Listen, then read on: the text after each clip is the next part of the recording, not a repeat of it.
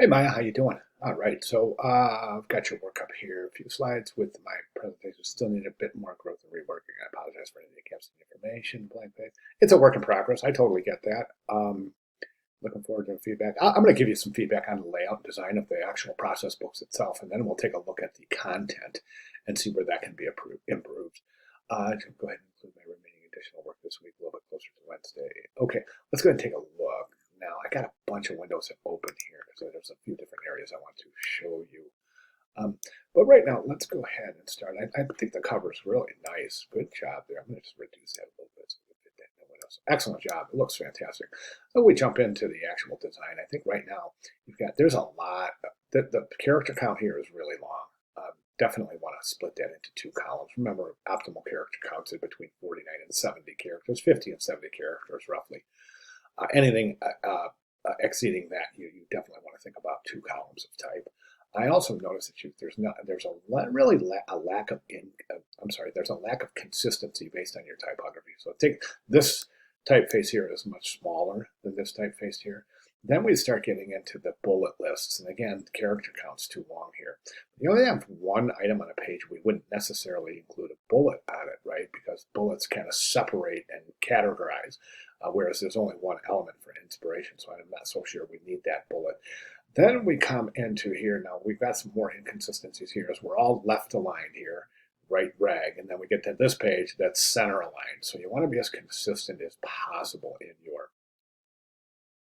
presentation. Got a widow right there, missing a period.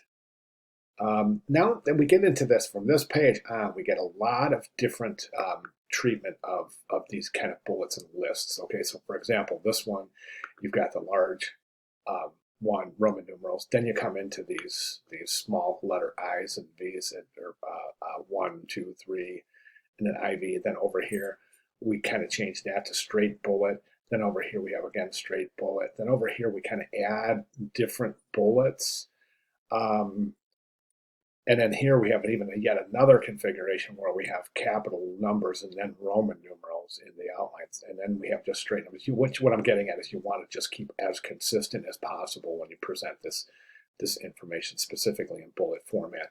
Your research so far is outstanding, but there are a few things missing from the presentation, specifically define your problem. Define the problem your application is trying to solve. You have to describe and explain the issue. Establish personas in one scenario. And then we need storyboards, and then we need wireframes. So basically, it was recommended to establish at least 3 uniquely different personas and develop different scenarios for those personas. Now, over in the course announcements, there's some really great examples. Week 2 assignment 2. Now, be sure to take a look at the week 2 assignment 2 week 2 assignment examples as well as the week 2 announcement.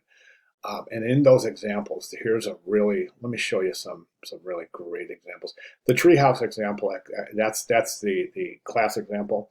And then I put a bunch of examples in the announcements area, so you definitely want to take a look at those. But this is what a scenario looks like. Okay, here's what the persona is. And this one also does a great job with personas. These are gorgeous, really great personas. Got the image, got the age, occupation, and then really a detailed area in the demographics. And note that the 3 personas are completely different stakeholders. So we also have a really, well, here, let's go ahead and take a look. So age 34, photojournalist, age 22, student, age 47, she's a professional. So you can see the personas represent 3 very unique user groups. Then we want to, let me see, where are we? So we would have recommended at least 3 unique differently personas, then develop different scenarios for the 3 personas.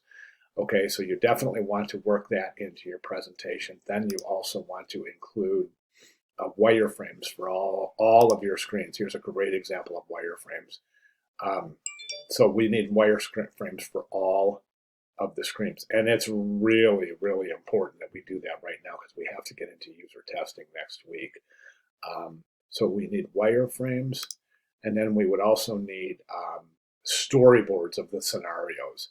And let me show you an example of story. This is a great example because it shows you scenario one without the app, and then the same scenario with the app. So this is kind of showing how the app improves the situation.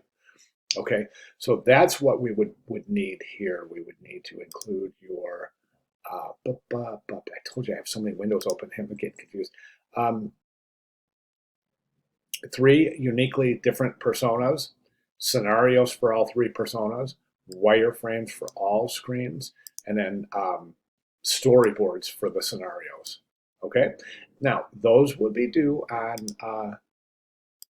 oh, also your paper prototype. Don't forget, we need to get those prototypes, not only wireframes, but the difference between a wireframe and the paper prototype is the wireframes are just depicting the sketches, the screens, whereas the prototypes are actually what you're going to. The paper prototype is what you're going to use to for your user testing. Okay, so if you have any questions on this, let me know. But it's all covered in the course materials. It's all in the announcements and so forth. So be sure that you take a look at those.